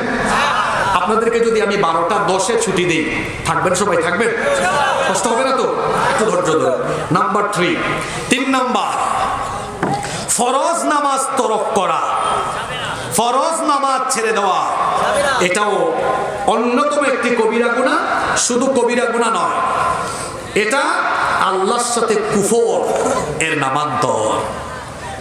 আমাদের তো নামাজ কাজা হয় না, আমাদের তো নামাজ কাজা হয় না। এই রোগের রোগী এখানে নাই তো? জোরে বলেন। রব্বুল আলামিন সূরা মারইয়ামের 59 নম্বর আয়াতে কি বলছেন শুনেন, ফাখালাফা মিন বাদিহিম খালফুন আদাউস সালাতা ওয়াত্তাবাউশ শাহাওয়াতি ফাসাউফা ইয়ালকাউনা গায়yan ইল্লা মান তাবা ওয়া আমানা ওয়া আমিলা সালিহান ফাউলাইকা الجنة ولا يظلمون شيئا রব্বুল আলামিন বলছেন নবী এবং হিদায়াত প্রাপ্তদের পরে এমন একটি অপদার্থ বংশধর এসেছে শেষ জামানা, এমন কিছু মানুষ থাকবে যারা তাদের নামাজকে বিনষ্ট করবে, প্রবৃত্তির পূজারী হবে, মন যা চায় তাই করবে, নফসের গোলাম হবে, আল্লাহর গোলাম হবে না। মন চাইবে একটু ফজরের টাইমে ঘুমাই, আল্লাহ চান নামাজে আসো, আর বান্দার মন চাই ঘুমায় থাকি, এরকম প্রবৃত্তির পূজারী, মনোবৃত্তির পূজারী হবে। আল্লাহ বলছেন এইরকম করে যারা ফরজ নামাজ ছাড়বে তাদের জন্য জাহান্নামের শাস্তি যিনি অবধারিত করে দিয়েছেন তিনি কে? আমাদের পরিচিত সূরা মাউনে আল্লাহ বলেছেন ফাওয়াইলুল লিল মুসাল্লিন আল্লাযীনা হুম আন সালাতিহিম সাহুন। ধ্বংস নামাজীদের জন্য। ধ্বংস কাদের জন্য? এখন নামাজিরা কি ধ্বংস হয় না জান্নাতি হয়? কথা বলেন না কেন? নামাজিরা তো জান্নাতি হয়, তারা ধ্বংস হয় না। তাহলে আল্লাহ তো এখানে বললেন নামাজিদের জন্য ধ্বংস। আসলে পরের আয়াতে ব্যাখ্যা দেওয়া হয়েছে কোন নামাজিরা ধ্বংস। আল্লাহ বললেন আল্লাযীনা হুম আন সালাতিহিম সাহুন, যারা তাদের নামাজের ব্যাপারে গাফলতি করে, উদাসীনতা প্রদর্শন করে, নামাজের ব্যাপারে অবহেলা প্রদর্শন করে, তাদের জন্য, ওই মুসল্লিদের জন্য ধ্বংস। গাফেল মুসল্লি আমাদের সমাজে কম বেশ আছে না নাই? আর এই গাফেল মুসল্লি হলো 5 প্রকার। জুড়ে বলেন কয় প্রকার? দেখেন তো আপনাদের এলাকায় এই গাফেল মুসল্লি পাওয়া যায় কিনা, কমন পড়ে কিনা? 1 নাম্বার হলো শুধু সপ্তাহে একদিন জুমার দিনে 1 ওয়াক্ত আসে, বাকি 34 ওয়াক্ত গাফেল থাকে। এই রকম গাফেল সাপ্তাহিক নামাজি আমাদের গোবিন্দগঞ্জে নাই। 2 নাম্বার মাসিক নামাজি, সারা বছর নামাজে নাই, শুধু রমজান মাসের নামাজি। এই রকম নামাজি আমাদের বাগদা এলাকায় নাই। 3 নাম্বার হলো শুধুমাত্র বার্ষিক নামাজি, বছরে 2 ঈদেরকে দেখা যায়। এই রকম বছরে 2 ঈদের নামাজি আমাদের গাইবান্ধায় নাই। 4 নাম্বার হলো সিজনাল, সিজনে সিজনে যেমন শবে বরাতে দেখা যায়, তারপর লাইলাতুল কদরে দেখা যায়, এই রকম সিজনাল নামাজি আমাদের উত্তরবঙ্গে নাই। 5 নাম্বার হলো এমন মতলববাজ, একটু বক্তৃতা দেওয়ার জন্য কোনো জানাজা মিস দেয় না, জানাজার নামাজি। এই রকম মতলববাজ নামাজিও আছে। এই রকম গাফেল নামাজি পাইলাম কয় প্রকার? আরো জুড়ে বলেন। এদের জন্য ধ্বংস, এদের জন্য জাহান্নাম। আল্লাহকে জিজ্ঞেস করলাম, আল্লাহ তাহলে কোন নামাজিদের জন্য জান্নাত? আল্লাহ বললেন ওয়াল্লাযীনা হুম আলা সালাওয়াতিহিম ইউহাফিযুন। সূরা মুমিনুনে আল্লাহ বললেন যারা সব নামাজ অর্থাৎ 5 ওয়াক্ত নামাজ যথাযথ সময়ে আদায় করে, তাদের জন্য আমি আল্লাহ জান্নাতুল ফেরদাউস রেখে দিয়েছি। আমরা জান্নাত চাই কি চাই না? এখানে যদি কোনো একটা বিল্ডিং থাকে, এই বিল্ডিং এ যদি আমরা ঢুকতে চাই, বিল্ডিং এ যদি তালা দেওয়া থাকে, বিল্ডিং এ ঢোকার জন্য কি লাগবে? আরো জোরে বলেন কি লাগবে? আপনারা জান্নাতে যেতে চান, জান্নাতকে আল্লাহ উদ্বোধন করে দিয়েছেন না বন্ধ আছে? জোরে বলেন। আপনারা জান্নাতে যেতে চান, আল্লাহও জান্নাত দিতে চান।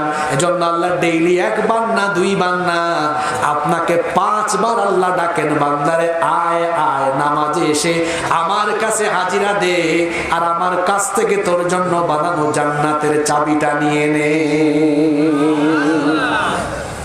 জান্নাতের চাবি চান? কারা কারা চান না হাত তুলে? মাশাআল্লাহ, সবাই চান তো? কারা কারা চান দেখি তো? জান্নাতের চাবি চাইলে 5 বার কোথায় যাওয়া লাগবে? জোরে বলেন, যাবেন তো? ওয়াদা ওয়াদা আল্লাহ কবুল করেন। তাহলে আরেকটা কবিরা গুনাহ পাইলাম, সেটা কি? ফরজ নামাজ ছেড়ে দেওয়া। কষ্ট হচ্ছে আপনাদের? নাম্বার 4। 4 নাম্বার, অন্যায় ভাবে কাউকে হত্যা করা। এটাও হলো কবিরা। আমার দেশে অন্যায় ভাবে কাউকে হত্যা করা হয় না। জি, গত 15 বছর এগুলা খুব বেশি দেখেছি আমরা। এই কোরআনের ময়দানে, যিনি কোরআনের ময়দানটাকে অলংকৃত করেছেন, সাজিয়েছেন, আমাদের সেই প্রিয় মানুষ, সারা পৃথিবীর মুসলমানদের সম্পদ, বাংলা ভাষাভাষী মানুষের হৃদয়ের স্পন্দন, কোরআনের পাখি আল্লামা দেলোয়ার হোসেন সাঈদী এই নিরপরাধ মানুষকে যুদ্ধাপরাধের মিথ্যা অভিযোগে তারা নাটক সাজিয়ে মানবতা বিরোধী অপরাধ মঞ্চস্থ করে অন্যায় ভাবে তাকে ফাঁসির রায় দিয়ে, তাকে তারা ফাঁসি না দিয়ে জনগণের রুষের মুখে পড়ে কারান্তরীণ করেছে। তারপরে জেলে রেখে এই নিরপরাধ মানুষকে তারা চিকিৎসার নামে হত্যা করে ফেলেছে। এই বাংলাদেশে যদি 50 বছর পরেও আপনার বাপের বিচার হয়, মনে রাখবেন আল্লামা সাঈদীর হত্যার বিচারও বাংলাদেশের 18 কোটি মানুষ করেই ছাড়বে।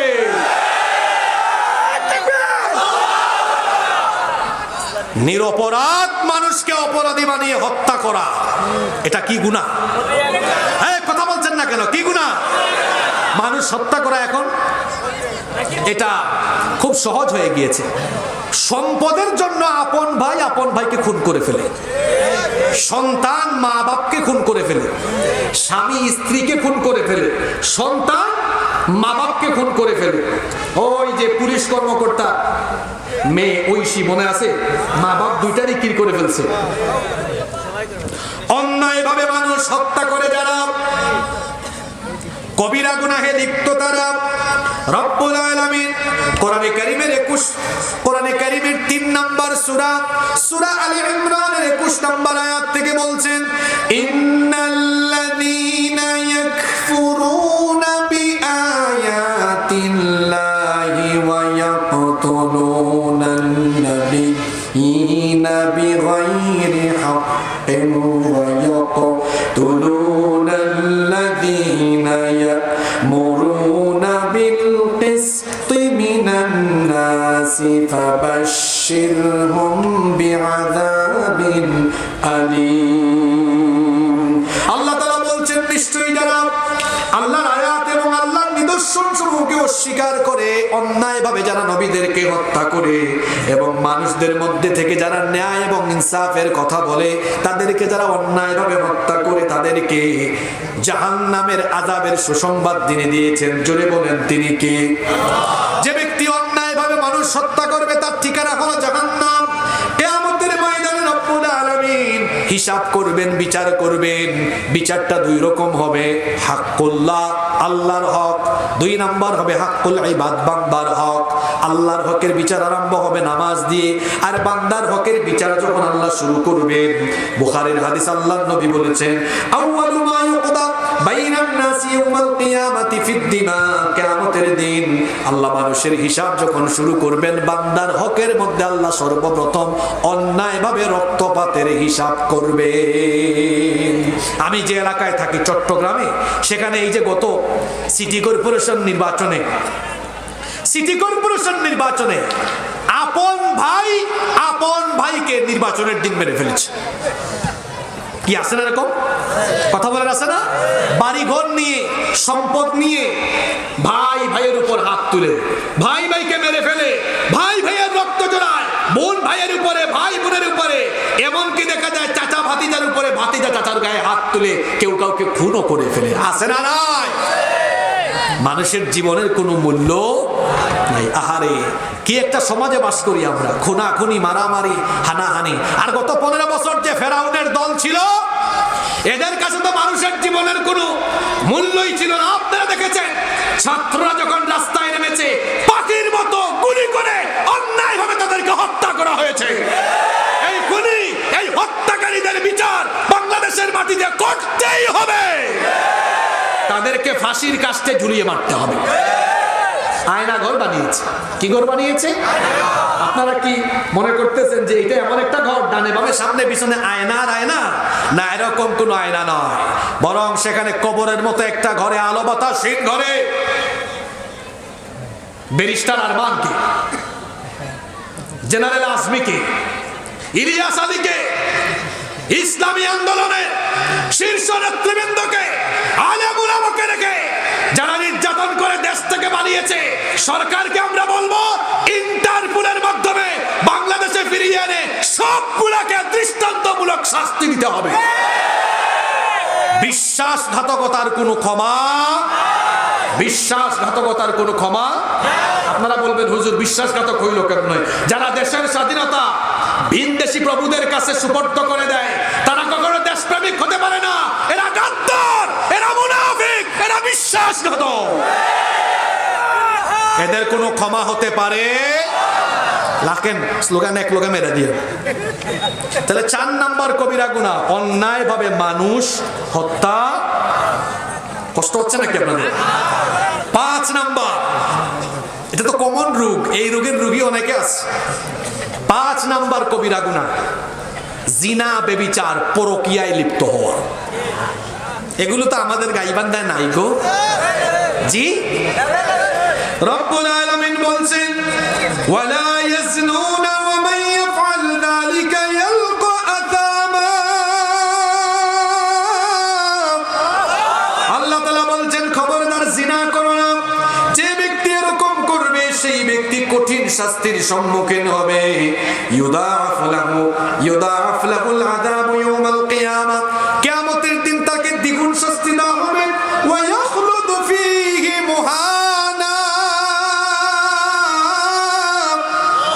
এমনকি তাদেরকে চিরস্থায়ীভাবে লাঞ্ছিত করে দেওয়া হবে। কোরআনে কারীমের 17 নম্বর সূরা, সূরা বনী ইসরাঈলের 32 নম্বর আয়াত আল্লাহ তাআলা বললেন ওয়ালা তাকরাবুজ জিনা ইন্নাহু কানা ফাহিশাতান ওয়া সাআ সাবিলা। খবরদার জিনার নিকটবর্তী হয় না, কারণ তা অশ্লীল এবং নিকৃষ্ট আচরণ।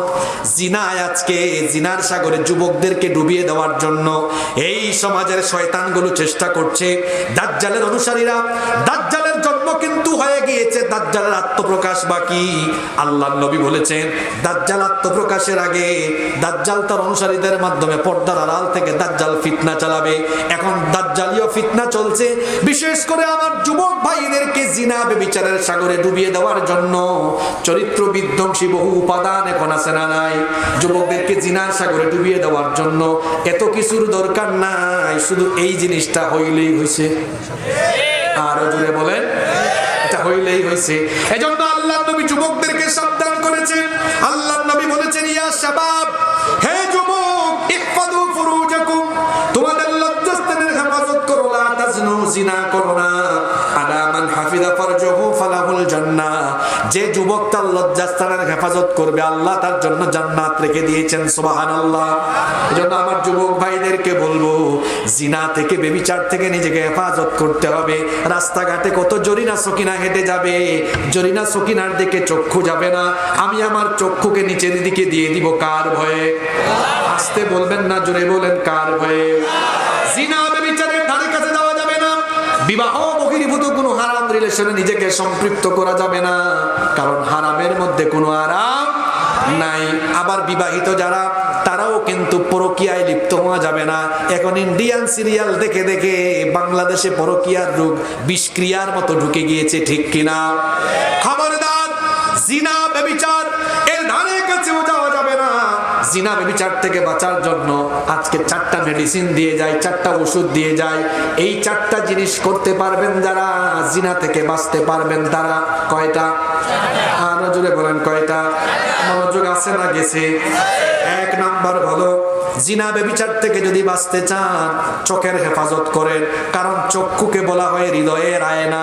আপনি যখন বাজে জিনিস দেখবেন, আপনি যখন হারাম জিনিস দেখবেন, চক্ষু দিয়ে দেখার কারণে বাজে চিন্তা তৈরি হবে। এই জন্য আগে চোখের হেফাজত করবেন, চক্ষুটাকে আল্লাহর ভয়ে নিম্নগামী করে দিবেন। কারণ আল্লাহ বলেছেন কুল্লিল মুমিনিনা ইয়াগুদ্দু মিন আবসারিহিম, নারীদেরকেও একই কথা বললেন, ওয়া কুল্লিল মুমিনাতি ইয়াগুদ্দুনা মিন আবসারিহিন্না, নারী হোক পুরুষ হোক, পুরুষ বা পরনারী থেকে চোখকে নিম্নগামী করে রেখে দিতে হবে। হুকুম কার? ভুলবশত যদি কখনো বেগানা নারীর দিকে চক্ষু চলে যায়, আল্লাহ নবী সাইয়্যিদিনা আলী রাদিয়াল্লাহু আনহুকে বলেছেন লা তুতমিউন নাযরাতান নাযরা, দৃষ্টির পরে দৃষ্টি দিও না, ফা ইন্না লাকাল উলা ওয়া লাইসাত লাকাল আখিরা, কারণ প্রথম দৃষ্টিটা তোমার জন্য ক্ষমার যোগ্য, কিন্তু দ্বিতীয়টার ক্ষমার যোগ্য না। এই হাদিসের ফজিলত শুনে যুবকরা যেন আবার আগামীকাল থেকে এই কাম না করে, হুজুর বলছে একবার তাকানো যাবে তো রাস্তা দিয়ে তো জরিনা সুকিনা যাবে, একবার আমি কাম সারবো। এখানে বলা হয়েছে ভুলবশত অনিচ্ছাকৃত যদি একবার চক্ষু চলে যায়, মনে করেন মোবাইল ফোনে ইমো আছে না নাই? ইমো আছে, এটা আরেকটা নাম স্বামী বিদেশ। কি নাম দিছে? স্বামী বিদেশ, ইমো।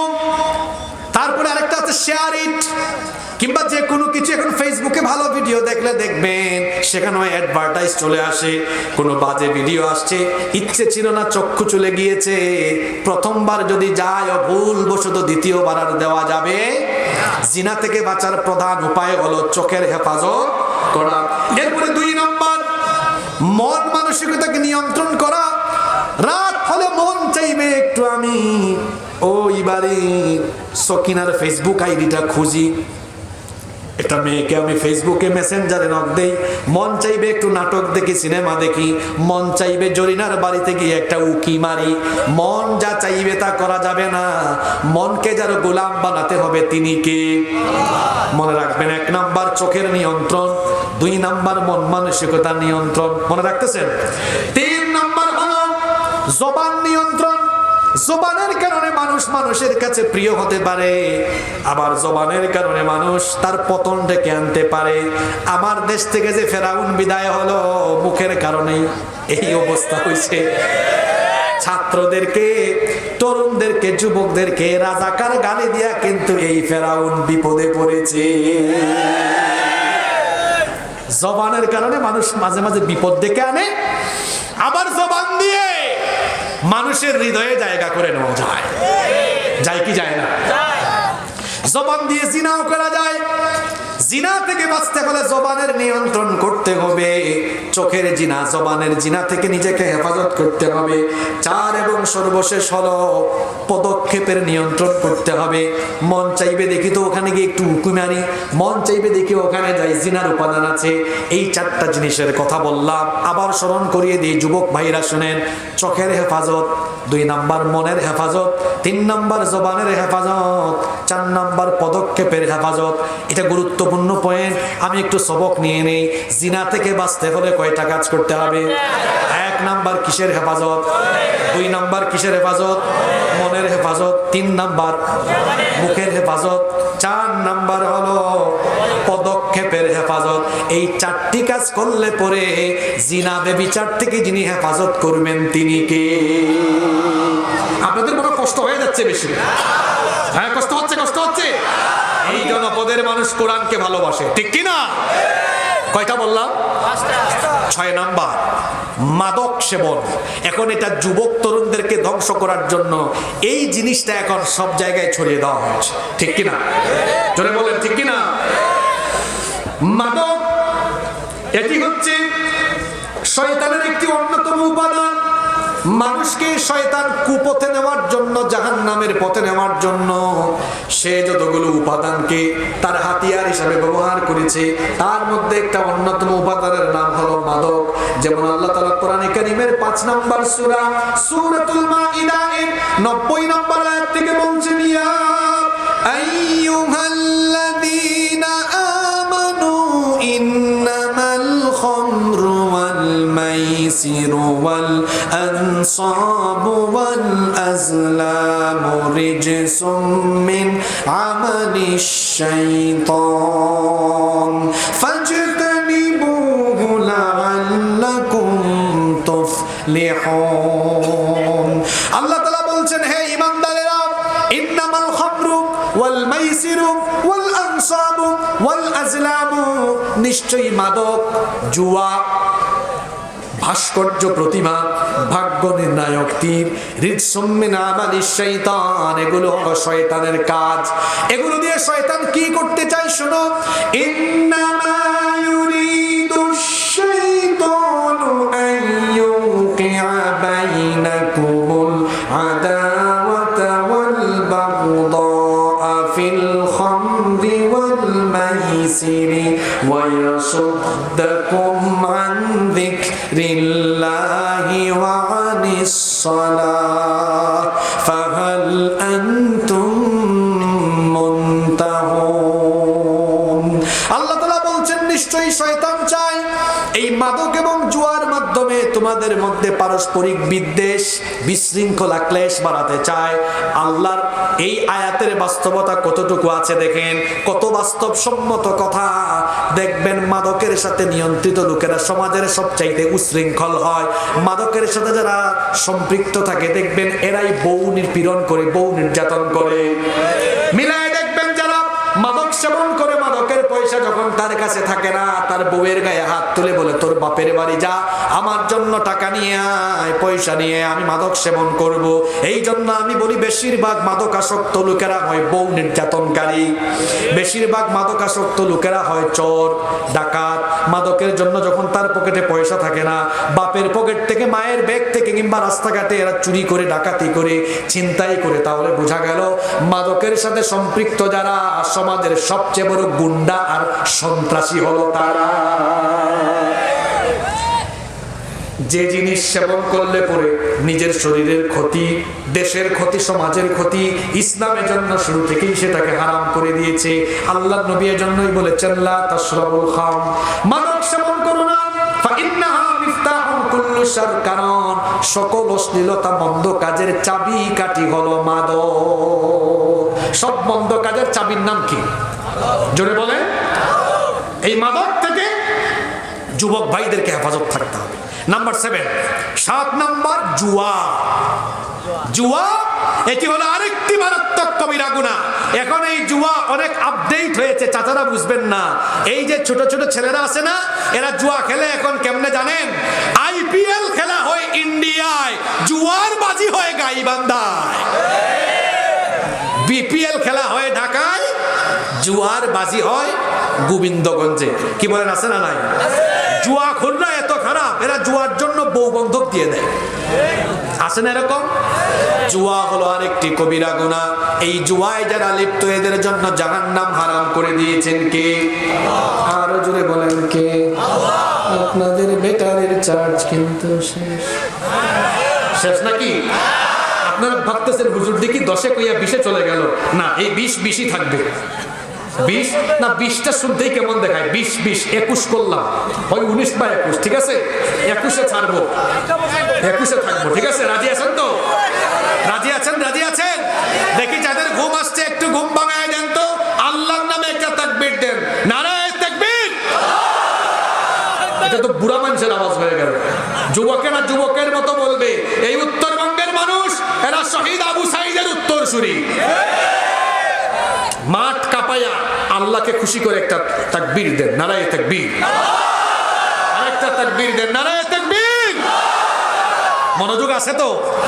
আর বেশি না গো, আমার 3টা পয়েন্ট বাকি আছে। এই 3টা কিন্তু খুব মারাত্মক, শুনবেন তো আপনারা? এগুলোর এই জন্য আমি বাছাই করে শেষে রাখছি।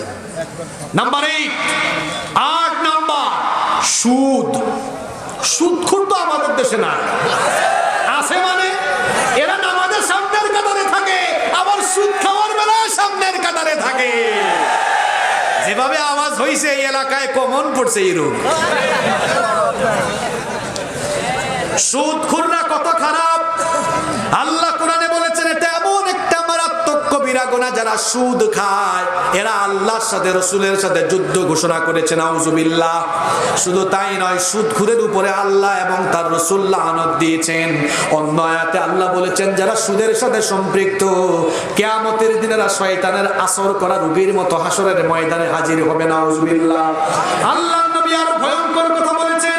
নবীজি বলেছেন যারা সুদখোর, যারা সুদ খায়, আর রিবা সালাসাতু ওয়া সাবউনা বাবা।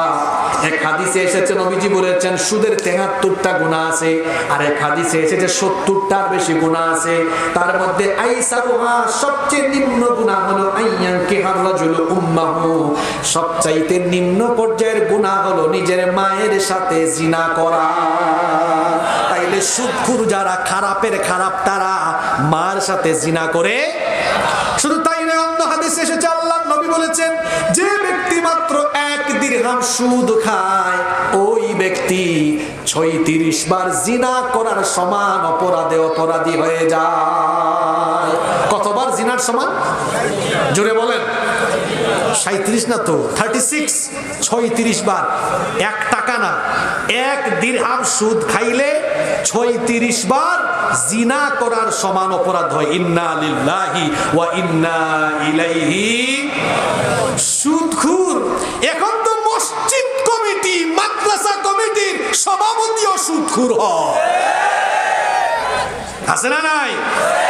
আমার দেশে এখন মসজিদ কমিটিতে টাকাওয়ালা, পয়সাওয়ালা আর ক্ষমতা দাপটওয়ালা লোক দেখে কমিটিতে রাখা হয়, অথচ মসজিদে মাদ্রাসায় এই সব জায়গায় সভাপতি হবে তাকওয়াবান ব্যক্তিগণ, যাদের পরহেজগারিতা বেশি। আমার দেশে বেশিরভাগ মসজিদে সুদখোর, ঘুষখোর, হারামখোর মসজিদ কমিটিতে আছে বলে ওই মসজিদগুলো থেকে হকের আওয়াজ শোনা যায় না। আল্লাহর নবীও বলে গিয়েছেন আখিরি জামানায় মসজিদের বাহির হবে সুন্দর, ভিতর হবে অসুন্দর। কারণ মসজিদের ভিতরে ঢুকলে দেখা যাবে আহলুল ফিসকি ফিল মাসাজিদ, মসজিদের ভেতরে ভালো মানুষের, পরহেজগার মুত্তাকি মানুষের গলার আওয়াজের চাইতে পাপীদের গলার আওয়াজ বড় হয়ে যাবে। আমার সমাজে এখন আছে না নাই? জোরে বলেন আছে না নাই? আশ্চর্য কথা, সভাপতি সেক্রেটারি হুজুরকে ধমকায়, আর যে হুজুর সভাপতি সেক্রেটারির ধমক খাইয়া মাথা নিচের দিকে থাকে ওটা হুজুর না, ওটা খেজুর। ওটা হুজুর না, ওইটা সভাপতি সেক্রেটারির কথায় হুজুর কেন মাথা নত করবে? বরং হুজুরের কথায় সভাপতি সেক্রেটারি চলবে। মসজিদগুলোতে ইমাম সাহেবকে সেই ভূমিকায় থাকতে হবে। এই পরিবেশ প্রতিটি এলাকায় এলাকায় গড়ে তুলতে হবে। রাজি আছেন তো সবাই? সুদ এটা মারাত্মক গুনাহ। বিভিন্ন এলাকায় সুদি কারবার চলে, কোনো ব্যবসা করে না, অনেকে আছে খালি সুদে টাকা খাটায়। আছেন এরকম? খবরদার, স্বর্ণ দিয়ে সুদে টাকা আনে, বিদেশ যাবে, জমি জায়গা জমির কাগজপত্র দলিলপত্র দিয়ে সুদে টাকা আনে, আছে না নাই? আল্লাহর নবী বলেছেন সুদ যে দেয়, সুদ যে খায়, সুদের সাক্ষী যে হয় এবং সুদের জন্য যারা লেখালেখি করে, এদের সবগুলোর উপরে লানত দিয়েছেন কে? জোরে বলেন কে? এই মারাত্মক গুনাহে লিপ্ত হবে যারা, জাহান্নামে যাবে। আল্লাহ আমাদেরকে বাঁচিয়ে রাখেন। নাম্বার 9 চলে আসছি, আর কষ্ট নিয়েন না। 9 নাম্বার কবিরা গুনাহ ঘুষ। আমার দেশে তো ঘুষ নাই গো, জোরে বলে। নামও দিয়েছে আবার, কি সুন্দর সুন্দর নাম, শুনেন না? স্পিড মানি, টেবিল মানি, শুনছেন তো আপনারা এই নামগুলা? টেবিল মানি। টেবিল মানি কি? টেবিলে ফাইল নিয়ে আসছেন, কয় ফাইল তো রাখলেন, টেবিল মানি রাখেন। রাখলে কি হবে? কয় ফাইলের গতি বাড়বে। ফাইলের কি বাড়বে? একজন কয় ফাইলে তো কোনো চাকা লাগান নাই, কয় অসুবিধা নাই, আপনি মানি দিয়ে চাকা লাগান। মানি দিয়ে কি লাগান? তখন কি হয়? ফাইল আর এখানে থাকে না, আছে না নাই? আরে বাপ রে বাপ, এটার নাম দিয়েছে টেবিল মানি, এটার নাম দিয়েছে স্পিড মানি। কি আজীব অবস্থা! বেতন পায় 30,000 টাকা, চাকরির বয়স 2 বছর, সম্পদের পরিমাণ 400 কোটি, 500 কোটি। চোরের দল, ডাকাতের দল, এই চোর আর ডাকাতদেরকে আমরা গত কয়েক বছর ধরে দেখেছি। তিনি বলেছিলেন আমার বাসার পিয়ন কত কোটি টাকার মালিক, কি ছাড়া চলে না। নিজের মুখে নিজে কি হইল, নিজের মুখে কি হইল, তিনি তার ডানে বামে সামনে পিছনে চোর ডাকাত পালতেন। এই জন্য তো ভালো মানুষ পালায় না গো। আপনার বাড়িতে চোর ঢুকেছে আজকে, শুনতেছেন আপনারা? কষ্ট হচ্ছে নাকি? কথা তো একটা মনে পড়লো, বলে ফেলি, বলবো। এই বাগদায় এক বাড়িতে চোর ঢুকেছে, আল্লাহ হেফাজত করেন এই গ্রামের জন্য এটা না হয়, এটা কথার কথা। আপনারা আবার বলবেন আজকে রাতে চলে আসলে কোন জাতের হুজুর একটা আইছে, হ্যাঁ মনে হয় চোরের সাথে সম্পর্ক ছিল, আগে ভাগে কেমনে জানলো। ইন্না লিল্লাহি ওয়া ইন্না ইলাইহি রাজিউন। আল্লাহ এই গ্রামের সবাইকে হেফাজত করেন। আপনার বাড়িতে চোর ঢুকেছে, গৃহস্থ, আপনারা কি গৃহস্থ বলেন নাকি? তো গৃহস্থ বা বাড়িওয়ালা টের পাইছে, টের পাইয়া বলছে চোর। পাশের বাড়ির মানুষ ছিল ঘুমে, জেগে উঠছে, চোর। এর পাশের বাড়ির আরেকজন চোর। যাইতে যাইতে আওয়াজ গেছে মুয়াজ্জিন সাহেবের কানে। মুয়াজ্জিন সাহেব উঠটা মাইক লাগাই দিছে, বাগদায় চোর ঢুকেছে, সবাই বের হন, লাঠিসোঁটা নিয়ে সবাই বের হয়েছে। এইটা দেখার পরে চোর আর ডাকাত কি বলবে, আসেন আসেন আমারে ধরেন, নাকি চোর জানা মাত্র পালাবে? জোরে বলেন। গত 15 বছর ধরে আলেম ওলামারা বুঝাচ্ছেন এই দেশের সব সম্পদ চোরের দল চুরি করে ফেলতেছে উন্নয়নের নাম দিয়ে। ভারতের কাছে স্বাধীনতা সার্বভৌমত্বকে বন্ধক দেওয়া হয়েছে, এটা বুঝতে মানুষের দেরি হয়েছে। যেভাবে মুয়াজ্জিনের কানে যেতে যেতে ওই একজন থেকে আরেকজন, একজন থেকে আরেকজন যাইতে যাইতে 2024-এর আগস্টে গিয়ে বাংলাদেশের সব মানুষ যখন চোর ডাকাতদের বিরুদ্ধে গর্জে উঠল, চোর ডাকাতের দল তখন জামাতের সাথে বাংলাদেশ থেকে পালিয়ে গেল। ভালো মানুষ পালায় না গো। কে পালায়? জোরে বলেন, কে পালায়? কে পালায়? এই বাংলাদেশে অনেক মানুষের উপরে 15 বছর জুলুম নির্যাতন হয়েছে। 15 বছরে দেশ ছাড়ে নাই, 15 বছর সবাই দেশে ছিল, জেল খেটেছে, জুলুম নির্যাতন সহ্য করেছে। কিন্তু আশ্চর্য, আপনারা 5 তারিখের পরে 15 ঘন্টাও দেশে থাকতে পারলেন। আপনি কি রাগ করলেন নাকি? এই গোবিন্দগঞ্জের আগের ওসি আছে নাকি? হ্যাঁ, এটাও পালাইছে নাকি? এই পলাশবাড়ি গাইবান্ধা মাহফিল হতে গেলে কত কন্ডিশন তারা আরোপ করে দিত। আজ তারা কোথায়? যারা কোরআনের মাহফিল বন্ধ করেছে, আল্লাহ তাআলা তাদের স্বাধীনতা সার্বভৌমত্বকে বন্ধ করে দিয়েছে। কার শাস্তি? কার শাস্তি? খবরদার, ঘুষের সাথে সম্পর্ক রাখা যাবে। আল্লাহর নবী বলেছেন ঘুষ একটা মারাত্মক অপরাধ। লাআন রাসূলুল্লাহ সাল্লাল্লাহু আলাইহি ওয়াসাল্লাম আর-রাশি ওয়াল মুরতাশি, যারা ঘুষ দেয় এবং ঘুষ নেয় উভয়ের উপরে লানত করেছেন মুহাম্মদ। আমরা বলি সাল্লাল্লাহু। আবার ঘুষখোরের আরেকটা পরিচয় হলো এরা হলো জালিম, কারণ এরা ঘুষ খেয়ে মানুষের উপর অর্থনৈতিক চাপ, মানসিক চাপ ক্রিয়েট করে। এই জন্য ঘুষখোরের আরেকটা পরিচয় হলো জালিম। আর যারা হারাম খায়, ঘুষ খায়, এরা তো হারামখোর। আল্লাহ নবী বলেছেন লা ইয়াদখুলুল জান্নাতা জাসাদুন গুযিয়া বিল হারাম, যারা হারাম খেয়ে হারাম শরীর গঠন করে, এই হারাম শরীর কখনো আল্লাহর জান্নাতে যেতে পারবে না। আর যারা হারামখোর ঘুষ খায়, আমার দিকে তাকা, ঘটনা আরেকটা মনে পড়ছে, বলবো। এক সরকারি অফিসে গিয়েছি আমি 2-3 বছর আগে। যাওয়ার পরে এই লোক আমার দেখায় দরজা বন্ধ করে দিয়েছে। আমি বললাম হায় হায় হায়, এই লোক দরজা বন্ধ করছে কেন? বন্ধ করে কই, হুজুর আপনারা এতদিনে পাইছি গো, আমি তো আপনার অনেক বড় ভক্ত। আমি বললাম তাই, আমিও আপনার ভক্ত, দরজা লাগাইছেন কেন? কয় হুজুর পাই না তো সব সময়, আজকে পাইছি, আপনার কাজ হবে, অসুবিধা নাই, কাজটা করে দিব, কিন্তু আমার কিছু কথা আছে। বললাম কি কথা?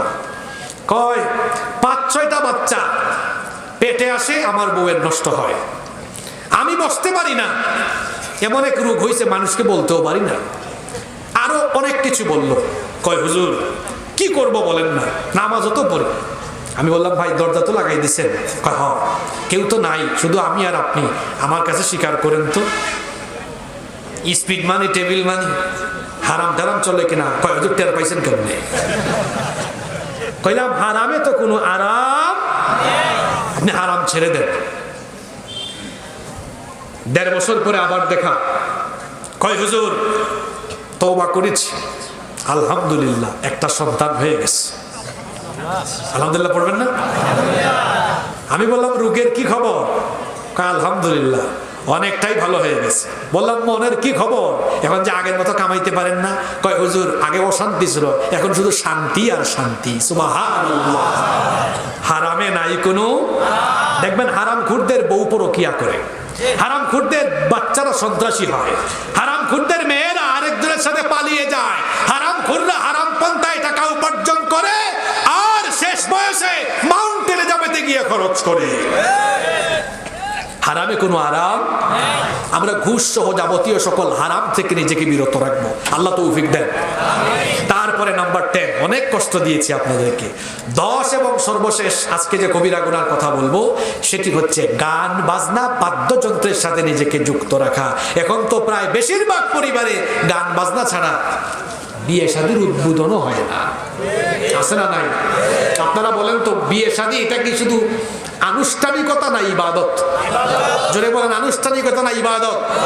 তো বিয়ের মতো ইবাদত, পবিত্র কাজ শুরু হয়েছে গান বাজনার মতো নাপাক জিনিস দিয়ে, অপবিত্র জিনিস দিয়ে।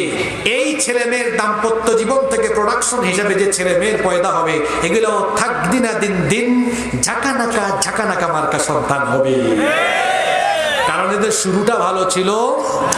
খবরদার যুবক ভাইরা, গান বাজনা শুনবেন না। গান বাজনার কারণে মানুষের অন্তর নাপাক হয়ে যায়। আল্লাহ নবী বলেছেন, আল গিনা ইয়ামবুতুন নিফাকু ফিল কলব কামা ইয়ামবুতুল মাউজ জার। পানি সেচ দিলে যেমন ফসলের উৎপাদন বাড়ে, ঠিক তেমনি ভাবে গান বাজনার কারণে মানুষের মনের মধ্যে নিফাকি বাড়ে। গান যদি শুনতেই মন চায়, আমার দেশে সাইমুম আছে, কলরবের শিল্পী আছে, এদের গান শুনলেই, সঙ্গীত শুনলে, গজল শুনলেই দেখবেন অন্তরটা প্রশান্ত হয়ে যায়, ঠিক কিনা? এই যে দেখেন ইসলামী গজলের মজা আছে। এই জন্য যুবকরা আমাকে চিঠি দিয়েছে, হুজুর আপনি গজল বলেন না কেন? কারণ গজলের মধ্যে ইসলামী গজলের মজা আছে না? ভুবনের প্রিয় মুহাম্মদ এলো রে দুনিয়ায়, রে সাগর মজা আছে না নাই? তোমার নামে যদি গান গাওয়া হয়, গান সুন্দর হয়। তোমার নামে যদি গান গাওয়া হয়, গান সুন্দর হয়। তোমার সৃষ্টি পানে যদি চাওয়া হয়, চোখ সুন্দর হয়। তোমার নামে যদি গান গাওয়া হয়, গান সুন্দর হয়। সুবহানাল্লাহ। আল্লাহর নামের সব সুন্দর, আল্লাহও দুনিয়া সুন্দর, মানুষ সুন্দর, আসমান সুন্দর, জমিন সুন্দর, সুন্দরে সুন্দরে পাল্লা। জানি না কত সুন্দর তুমি আল্লাহ, জানি না কত সুন্দর তুমি আল্লাহ। সুবহানাল্লাহ। হ্যাঁ, আজে বাজে নাপাক গান শুনবেন না, ঠিক দিন দিন তিন তিন তিন তিন, এগুলা না গো ভাই। গান শুনবেন কোরআনের গান, কোরআনের কাছে আসলেই কলিজা ঠান্ডা করে দিবেন কে? এসো কোরআনের ছায়া তলে সমবেত হই, এসো আল্লাহ রাসূলের অনুগত হই। এসো কোরআনের ছায়া তলে সমবেত হই, এসো আল্লাহর গুণগান করি, এসো তারি পথে জীবন গড়ি। আল্লাহর নাম নিলে তাতে যদি সুখ মেলে, কেন সেই নাম থেকে দূরে সরে রই, কেন সেই নাম থেকে দূরে সরে রই। এসো কোরআনের ছায়া তলে সমবেত হই, এসো আল্লাহ রাসূলের অনুগত হই। এসো কোরআনের ছায়া তলে সমবেত হই। আল্লাহ সবাইকে কবুল করে। আর এই কোরআনের ছায়া তলে আসার জন্য কোরআন বলা মানুষ দরকার। আর কোরআনওয়ালা মানুষ তৈরি হচ্ছে এই মাদ্রাসায়। এই মাদ্রাসার সাথে আমরা আসি না নাই? আসি না নাই? কারা কারা আসি হাত তুলেন তো। তারা নাকি আসে, দেখি তা ক্লাস টেস্ট হোক। এখানে কি ব্যাগ দিয়েছিল? ব্যাগ দেয় না? সবাই হাত তুলেন, কারা কারা আসেন দেখি। মাদ্রাসার ছাত্ররা, স্বেচ্ছাসেবক ভাইরা একটু ব্যাগ নিয়ে ঢুকেন তো, দেখি তারা কেমন আছে। উঠলে খবর আছে এখন। হাত তুলেন, হাত তুলেন, আবার হাত তুলেন। সবাই আসেন তো মাদ্রাসার সাথে। এবার হাত নামায়া নামায়া আস্তে আস্তে পকেটে ঢুকান। মানুষের পকেটে খবরদার ঢুকায় না, নিজের পকেটে ঢুকান। মহিলা প্যান্ডেল আছে, মা বোনদের ওখানে ব্যাগ পাঠায় দেন। মা বোনরা কেউ বঞ্চিত, এই যে কেউ উঠবেন না, খবরদার।